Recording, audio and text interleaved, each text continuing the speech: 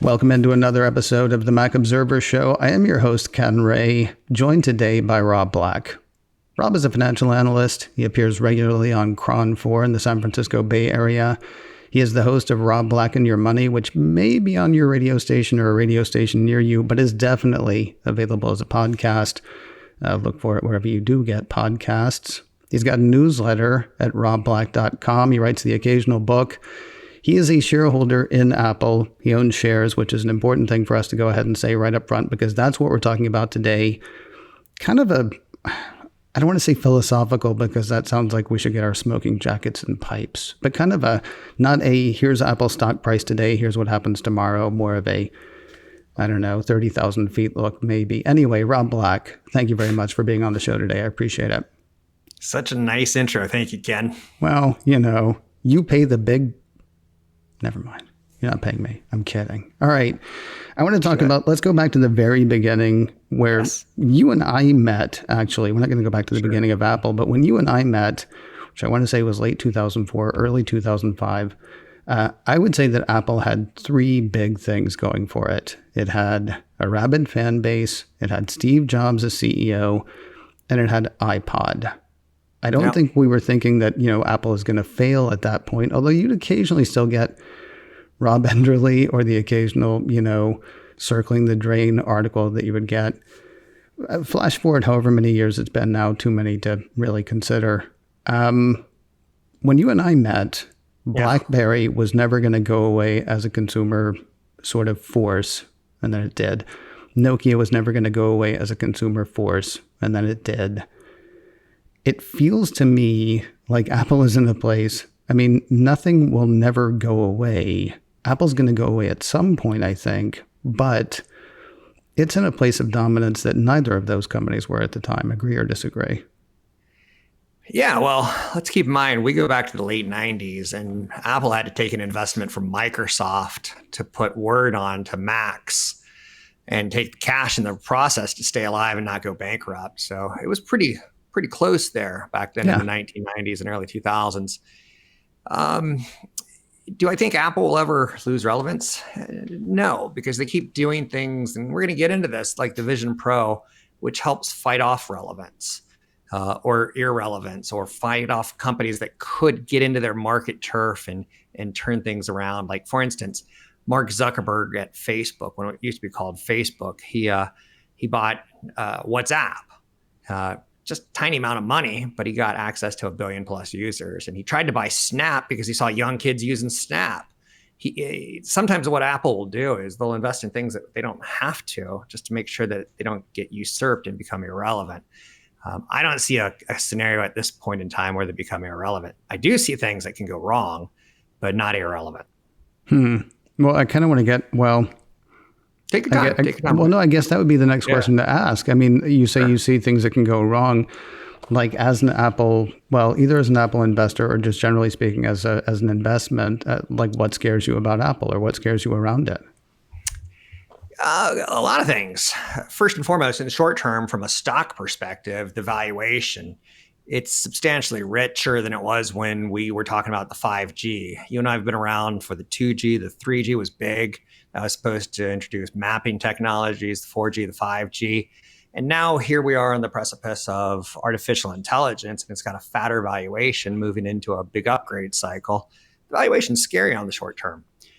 With that said, there's only a handful of companies, maybe 5, that can generate the cash flow that they can. So even though I'm afraid of the valuation, I'm okay with the free cash flow justifying it. And there's such a large shortage of people to do labor, Ken, that in the next 5, 10, 15, 20 years, companies like Meta and Apple and Microsoft, they're going to be supplying jobs through technology because we have a massive shortage of labor.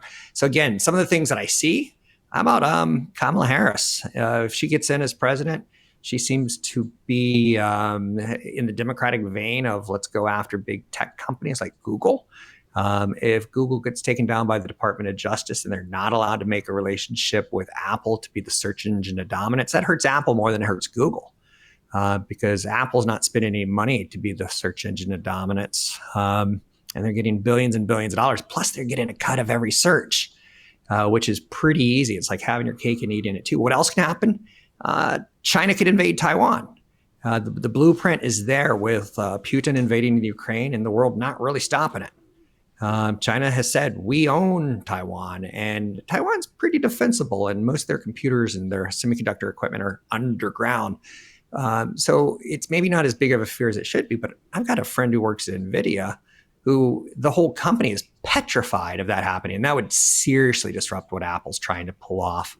There's no big succession plan at Apple that we know of. There probably is one, but other than Tim Cook, we've seen a lot of executives depart the company. It's concerning. There's always a big earthquake that could hit Taiwan and disrupt manufacturing.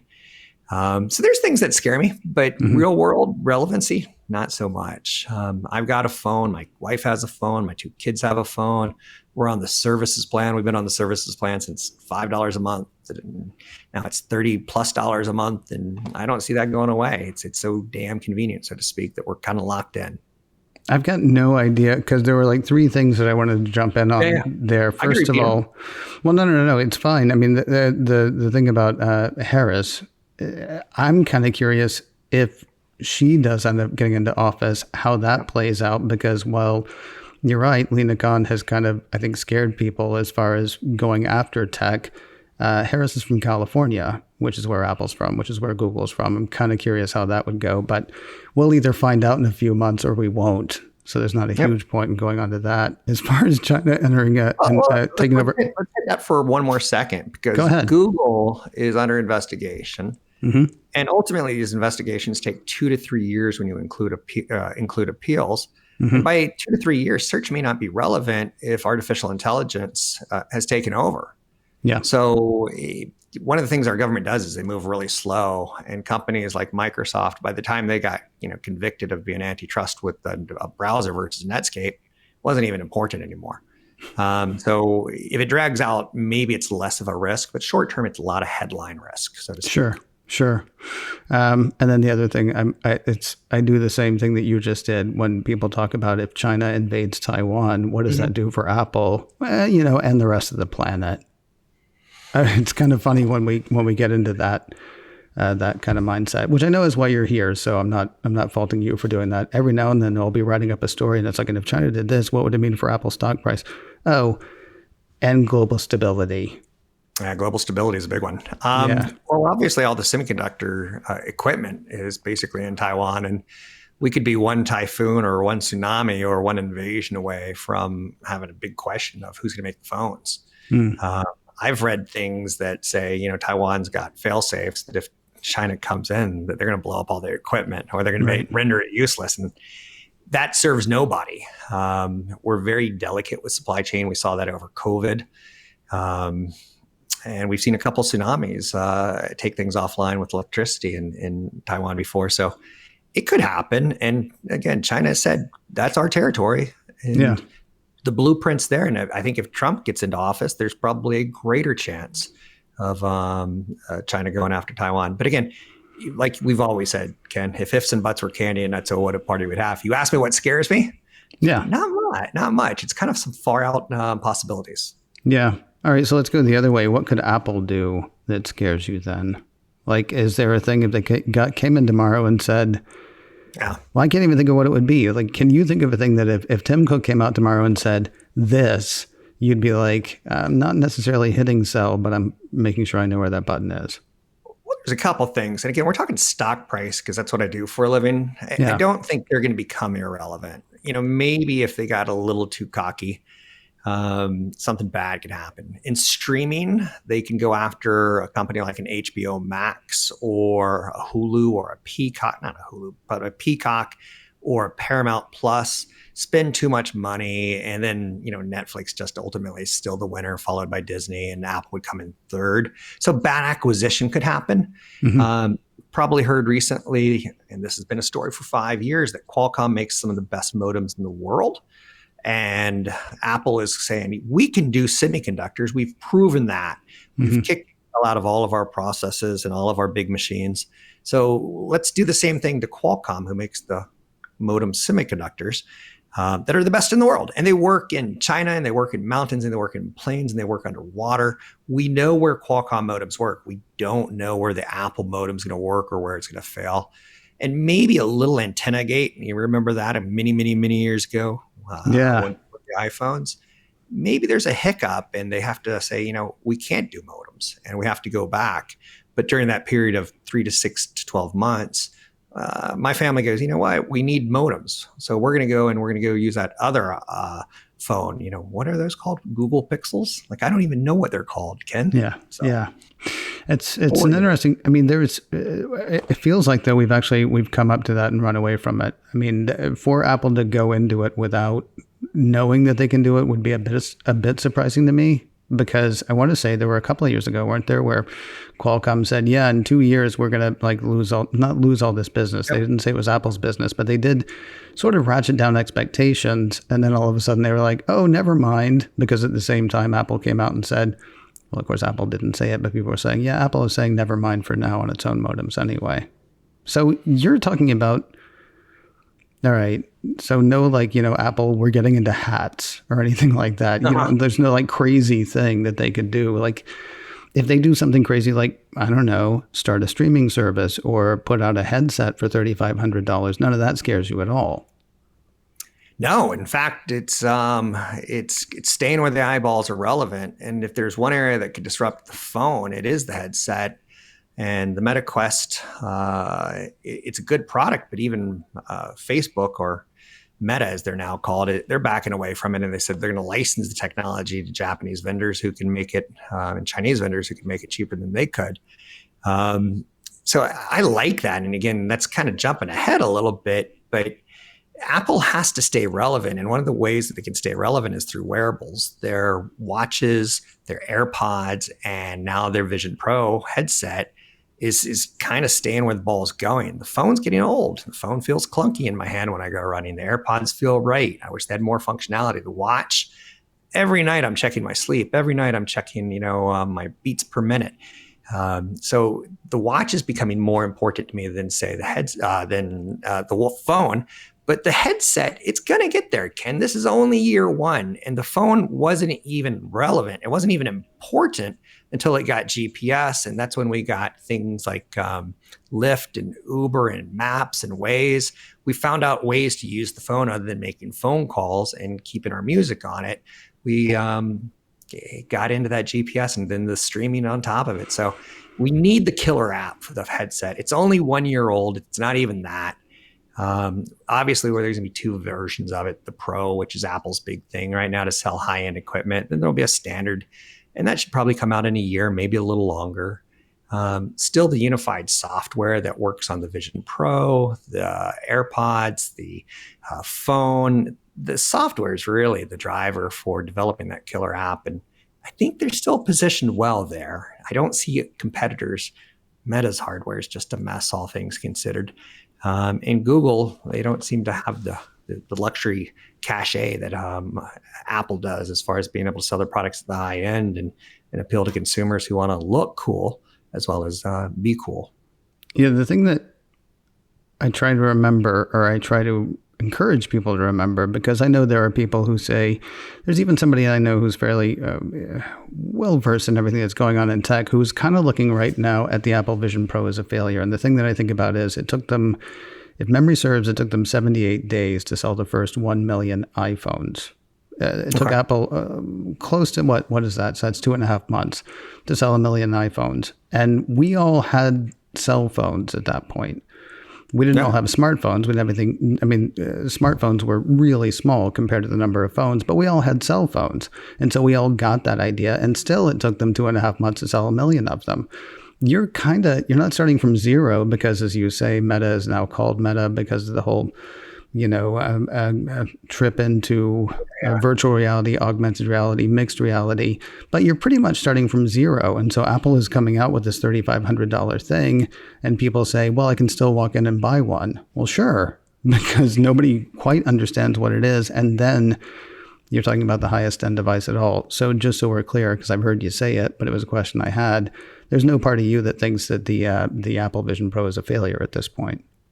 Not at this point. It's going to take about 3 years. Wall Street is looking at the Vision Pro as selling 10 million units, $30 billion by the end of 2028, the fiscal year. Mhm. So we still have plenty of runway to get there. I've been in the store. I've used the product. It is pretty cool. Watching Masters of the Air on it was a stunning experience. They need that killer app. The NBA's made a nice relationship. Disney's made a nice relationship, but it's still a little bit heavy on the head and it still costs too much for the average consumer. Will it get there? I can tell you what, no one else is going to get there faster than Apple. As far as quality goes, keep in mind there's those that say Apple isn't as much of an innovator these days as they are the great improver. They get the technology and they improve the heck out of it. Mhm. I think that still holds true. So too early to call the Vision Pro, but again, I don't look at the Vision Pro as you do. You're looking at it as the consumer. Are they using it and or not? I'm looking at the Vision Pro as, is there a company out in Silicon Valley or in China who can steal Apple's thunder and put them out of business? And Apple's saying, no way, we'll be there when the competitors get there. Let me switch to another one, that being Apple TV Plus, because I can see more of a. When the first report came out that Apple had bought Beats, I think that was the same day that there was a report that's like, well, Apple's actually thinking about going into video. And the two people that I was on the show with at the time were like, well, that's a terrible idea. And I was like, yeah, it's a fine idea because Apple's made of money. If they want to take what is a relatively small amount of their money, or the shareholder money, or however you want to call it, they want to take a relatively small amount of the capital that they have and turn it towards that. Why not? Because they've got enough that even if they lose money on that, it doesn't actually hurt the company. We're however many years into it as we are now. Some people have said they need to go back and buy a back catalog. Other people have said they need to buy a studio. Pretty commonly, you'll hear people say that Apple TV Plus has not been a success. I'm curious what your take is on it. I think it keeps them in the game. A lot like what I'm saying with the Vision Pro, it helps fight off the competitors. They don't want to be disrupted. So Netflix is number one. Disney Plus looks like they're going to be number two. And then who's going to be number three? It's certainly up for grabs. HBO Max right now is, than Amazon. I can't think of an Amazon series that I've liked. I could tell you that, Apple spent $500 million on the Martin Scorsese directed movie, Ridley Scott movie, Matthew Vaughn movie. They've spent $250 million on Masters of the Air, World War II fighter pilot. And I watched that. I couldn't wait for it. To me, Apple TV Plus feels more like HBO Max did 10, 20 years ago when they were innovating. Now HBO Max, and what a horrible name to change it from HBO No, Max. it's just Max now. I know, it's a horrible thing, and I still don't want to do it. Okay. HBO is the best brand name out there because it was quality. It seems like Apple has the quality shows now, and Netflix has the volume, and Netflix has the catalog. But if it's a Friday night and I want to watch something new and good, I'm turning on Apple long before I turn on Netflix. And my second choice would probably be Max for either comedy specials or original programming. So here's what I think is going to happen, and you're already seeing it. Paramount Plus and Peacock, they're broken. They're up for sale, essentially. They're losing money. They can't get to volume. Apple has something that you brought up, cash flow. We call it FCF, free cash flow. They can buy back stock. They can buy companies. They can pay a lot of money for Scorsese. They've got a really good thing that Wall Street likes, is that cash flow to service debt and that cash flow to buy things, including their own shares. I think at some point in time, an acquisition that would make sense, and this is going to blow your mind, Max. In the last 3 years, it's like the oxygen has been running out. They're starting to struggle. They're starting to die. Their CEO is doing some horrible things with properties like CNN and HBO. The quality programming is losing its edge. And Apple would instantly get Sopranos. They would instantly get Game of Thrones. They would get things that we want to watch. And then they'll do the Apple magic where they upgrade it to 4K or they upgrade it to 8K. They would get comedy specials. They would get things that we can watch on our headset, our Vision Pro. There'd be things that we could listen to on our runs, through our AirPods and through our watch. There's things that we would watch on our television programming as part of Hulu. They will be a player. And I do think that something like that's going to happen. The difficulty I've always had with that idea, because I was one who, man, probably when we were still working together in San Francisco, I wanted them to buy MGM at the time. The problem that I see now, because there's somebody, I can't remember who, and I probably wouldn't say it if I could remember who, because it always feels weird to me. There's somebody who keeps saying that Apple needs to buy Disney. And all I can ever think is, what is Apple going to do with a cruise ship? What is Apple going to do with an amusement park? Well, you see, and there's the thing. Then you're not buying that. Then you're just buying the content. Why wouldn't you just make the deals for the content? I would worry about the same thing with Max, because then you've got a building in downtown New York and you've got a studio where they've already got a studio. Or are you just talking about buying the content and let, is it Zaslav? Let whoever it is at the head of Max today figure out what to do with the property? Yeah, I think you're talking spinoffs, and I think your argument is a great one, Ken. And I'm glad you're thinking worst case and best case scenarios. You go back to GE, and they made jet engines, they made medical devices, they made appliances after World War II. And then for some reason, they bought NBC, and it was never the right fit. And through the years, you saw GE, once the greatest company on the planet, turned into a shadow of itself. And some would argue that could happen to Apple if they continue to overinvest and acquire companies that they shouldn't. Like you said, cruises, probably not their thing. They would probably spin it off almost instantly, maybe Royal Caribbean. They could find some value in those cruises for sure. Now, of note, Disney has had a problem. Linear TV's dying. Disney made a mistake. They bought ABC. Horrible investment in the long term. In the short term, what the hell were they going to do with all that money? So they bought a TV station. Now they're in the situation where maybe they're going to get to a position where they say they're going to throw the intellectual property rights to Apple or another company and give them the streaming side of it, because Apple would certainly take it, and they've already got the business model that would complements it. So you're right. No way does Apple get into, well, I'm not going to say no way. No well-intentioned way will they get into theme parks and the cruises. Right. The areas that, 10 years ago were the crown jewels of Disney. And now Disney's trying to focus on streaming, which was a money loser for the last 9 years and has only recently turned into a profitable business, scant profitable business, tiny profits.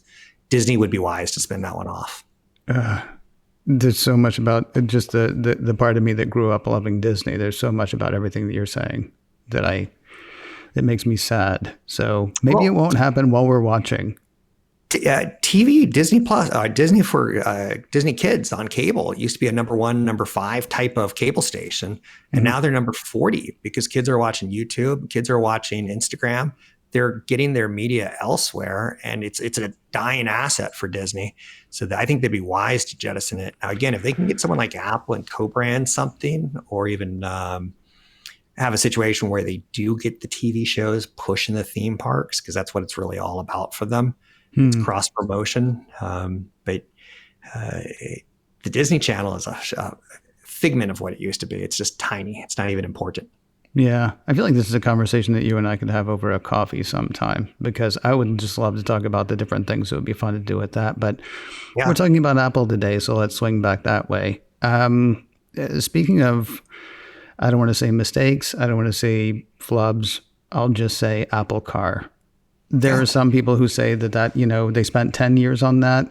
They spent who knows how many millions or billions of dollars researching it. And at the end of the day, they were like, turns out not.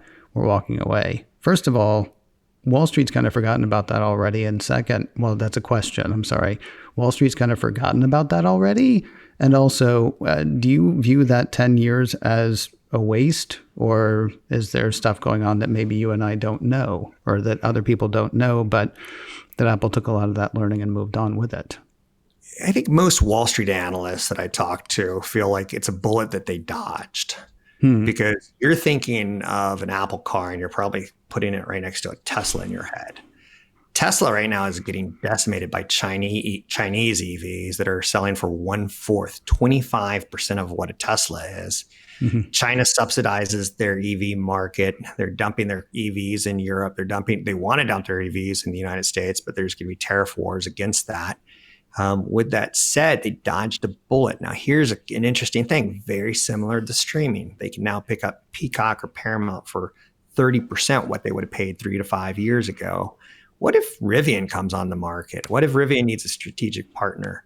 And they say, we'll put Apple CarPlay in every vehicle. We'll take a couple of your industrial designers and we'll either sell our whole company to you, sell our engineers to you, sell the product to you. Californians have turned against Tesla because Elon Musk has become kind of I don't want to say a whack job, but his social media posts have they're very anti-California. California's got Democrats, it's got liberals. It doesn't have a lot of conservatives. So California's a big market, sixth in the world as far as economies go. We want options other than Teslas, and Rivian is a really attractive option. Is it profitable? No. But could Apple take some of the things they learned and go with Rivian and help with manufacturing supply side, which is what Tim Cook's specialty? They could. Could one of these companies like a Lucid be bought in bankruptcy for patents and for technology? Sure. In the end, I don't know if car is the right business for them. I think a marketing, branding co-relationship makes more sense to get Apple Play into the cars because we spend so much time in our vehicles. But I don't think, selling a car, I've had a Tesla now for, good golly, maybe 6 years. And it feels old. It feels outdated. It doesn't feel hip anymore. Mm-hmm. They haven't refreshed their line. So does Apple really want to hold something that Rob Black and Ken Ray would hold for 5-10 years without refreshing either the industrial design or the semiconductors inside of it? Probably not. Yeah. I don't know. I mean, your thought about Rivian is interesting at the same time. I mean, you're still buying the same problem that you couldn't build your way into, it seems to me. I mean, the co-branding idea is interesting. Kind of goes to the way that they're doing AI at this point. I mean, I don't think that there's much doubt that they'll do an LLM of their own, a large language model of their own at some point. But right now, they're like, well, why are we going to spend those billions of dollars to do that when ChatGPT or OpenAI would very much love to have that position on the iPhone, kind of similar to what happened with search, I suppose. But I'm kind of... Again, that would be a good one for a coffee as well, but go ahead. I think what's smart about Apple's approach is they're not going to get it wrong. They're going to let ChatGPT make the mistakes. They're going to let Google make the mistakes. They're going to let Microsoft make the mistakes. Mm-hmm. And ultimately, they're going to partner with them all and say, you want a subscription? We have this thing called Apple Services. We'll gladly throw you into it for an extra $10. You can get ChatGPT per month. For an extra $15, maybe get the Microsoft or the Google flavor. There'll probably be flavors of artificial intelligence that are meant for students, flavors that are meant for me and you who are tech enthusiasts who do a lot of searches. There will be the business productivity ones. And I just think they're going to put it in the menu of services that they sell for $30 a month or $40 a month or $50 a month.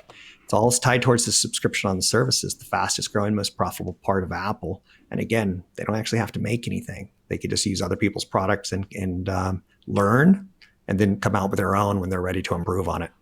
Yeah. There's grumbling at times, I suppose, from longtime Apple fans, not the people who said, well, Steve Jobs is dead, so now the company's doomed. But there's been grumbling lately, I think, about Apple's relationship with the creatives or with the artistic types. And this is things like, well, I mean, there are some people who are upset about their embracing of AI that coming up in iOS 18 and with Apple Intelligence and all that stuff. There's also the things like that horrible ad they did for the iPad where they crushed all of human creativity into a device. It feels like there's been more and more grumble lately about Apple fans. It's harder to be an Apple fan at this point. Maybe you can be a fan of the hardware, maybe you can be a fan of the software, but being a fan of the company is not necessarily the same way it used to be. From an investment standpoint, do you care?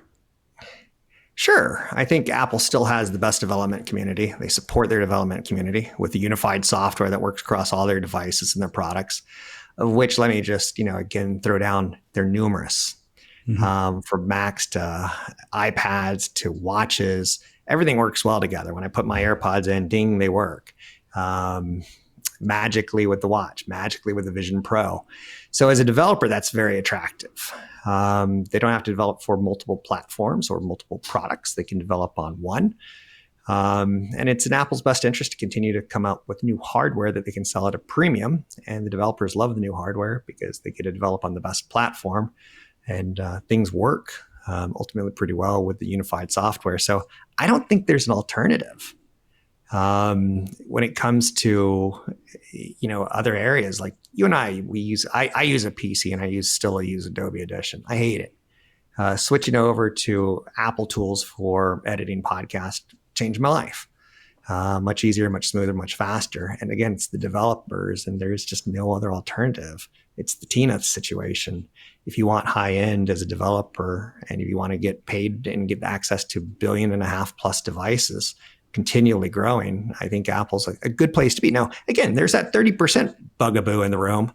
That should slowly come down over time as the Department of Justice and other governments look at it and say that's kind of not in everyone's best interest. But Microsoft doesn't have. Microsoft would kill for this development community that Apple has. Google would kill for the developers that Apple has. And again, I think Apple just has to stay the road and not get a hiccup in their hardware, and I think they'll be okay. Well, it's not always about Apple, but being in the Bay Area, a lot of what Rob does is tech focused. If you want that kind of, I don't want to say sideways thinking, but I could probably throw a question at you about burgers and how that affects Apple, and you'd have an answer. RobBlack.com is the website. The podcast is called Rob Black and Your Money. It is always a pleasure to talk to you, sir, and I want to thank you very much for joining us today. And sorry if I come across as an apologist for Apple or an enthusiast. I'm really, again, I just look at the competitive landscape, and there's an area that they don't dominate: robotics. Talking about burgers, someone's going to figure that out, and that's going to be the next $1 trillion company. But is that going to eat into iPhone sales? Probably not. The thing is, I've talked about this on the other show that I do, the primary show that I do. Mm-hmm. You look at Apple and it's firing on so many cylinders, and occasionally something goes wrong, but there are 9 other things that are going right that you're like, okay, well, that didn't work, but something else does. I'm constantly having to check myself to make sure that I'm just not like, well, Apple did it, so it must be fine. They can do something wrong, but they're doing 50 things or 10 things or whatever. So I get what you're saying about the apologist thing. And it's just, at least the way it looks right now, to use a phrase that Apple has used in the past, it just works. Yep. And something that's really, really important, I'll end with this, is total addressable market. I like Spotify as a stock because they have 200 million plus users who pay a subscription. Apple's got 1 billion plus people who are wired into their hardware, whether it's Beats headphones or AirPods or Apple TV or Apple Watch or the iPad. Whether it's the iCloud, iTunes is still kind of relevant. Apple Store, Apple Music, Apple Arcade. My kids love Apple Pay. My kids don't carry credit cards. I hate it when my wife loses her credit card, but she always has her phone. So their infrastructure and their ecosystem is pretty powerful, but the total addressable market always can, I don't care what the name of the company is, love any company that gets 100 million plus users because they've got scale, which is pretty powerful. And Apple's got 10 plus times that. Well, I did the whole outro before, so I'm going to do it shorter this time. RobBlack.com. Rob Black and Your Money is the podcast. Rob Black, thanks for being here, man. Thanks, Ken. It's always a pleasure.